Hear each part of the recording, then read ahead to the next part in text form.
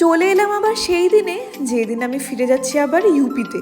সকালবেলায় উঠে সবাই মিলে বসে চা খেলাম। এরপর মা শাড়িগুলো সব বার করে বাবাকে দেখাচ্ছে যেগুলো আমরা আগের দিন কিনেছি। এইরকম শপিং করে সেগুলো নিয়ে গল্প করা, ডিসকাশন এত ভালো লাগে। ভাবছিলাম আর একবার লাগেজটা প্যাক করে নেব, কিন্তু দেখলাম অয়ন বেশ সুন্দর করেই প্যাক করে দিয়েছে, ওই জন্য আর হাত লাগাইনি।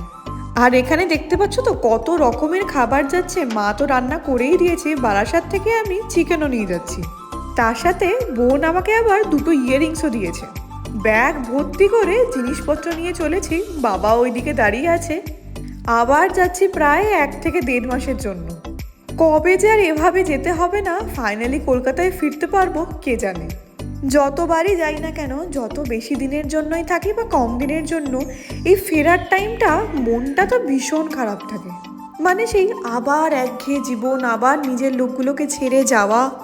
কিন্তু উপায় নেই, কাজের জায়গা একবার চলে গেলে, কাজে ঢুকে পড়লে যে কে সেই। ভেতরে ঢুকে যাওয়ার আগে মা আর বোনের সাথে আর একবার দেখা করে নিলাম।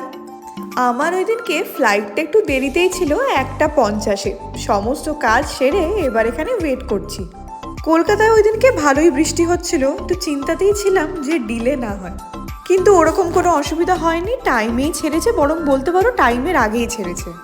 আর রিসেন্টলি যে চুলের ট্রিটমেন্টটা করেছি তার জন্য চুলটা এত ম্যানেজেবল হয়ে গেছে, নিজের দেখতেই যেন ভালো লাগছে।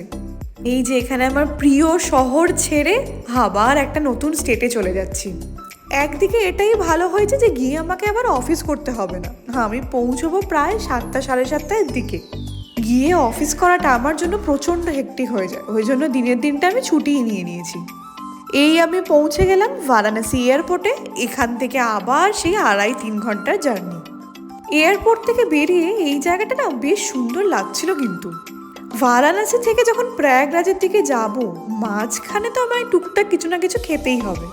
তো ওই দিনকে আমি অনেক কিছু খেয়েছিলাম। এক তো এই পকোড়ি, মানে বলতে গেলে আমাদের পেঁয়াজি, আর সাথে ব্রেড পকোড়া।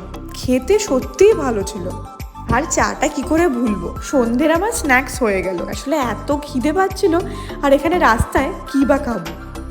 এটা হলো ঠিক সঙ্গমের ওপরের ব্রিজটা, এত সুন্দর লাগছিল। মাঝে গাড়ি দাঁড় করিয়ে বেশ কিছুক্ষণ ছবি আর ভিডিও নিয়ে নিয়েছি।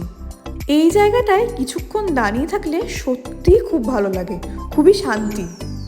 তো যেমন বলেছিলাম, একদম 7টাতেই আমি আমার সোসাইটির মধ্যে ঢুকে গেলাম। আবার সেই একই ঘর, আবার আমার কাজকর্ম শুরু, কিন্তু পুরোপুরি এনার্জি নিয়েই করতে হবে। বাড়ি থেকে তো প্রচুর খাবার দাবার নিয়েছি, অনেক দিন চলে যাবে। ব্যাগ বন্ধ হলো, আবার খুলবো।